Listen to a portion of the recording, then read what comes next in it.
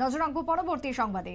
আর্থিক বিষয়কে কেন্দ্র করে দুই গোষ্ঠীর মধ্যে লড়াই, তীব্র বাক বিতণ্ডা, পরবর্তীতে হাতাহাতির রূপ নেয় এমনটাই খবর উঠে আসছে উত্তর জেলার কদমতলা থেকে, যেখানে ইতিমধ্যেই দুই গোষ্ঠীর মধ্যে আহতদের ভর্তি করা হয় হাসপাতালে।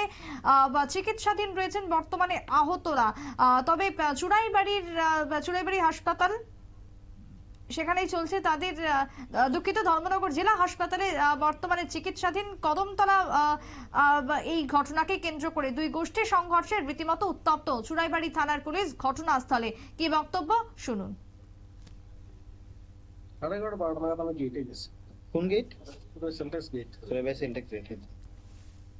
ওরা একটা বিশেষ কাজে গেছিলাম, হোটেলে গিয়ে হোটেলে গেছি। হ্যাঁ, হোটেলে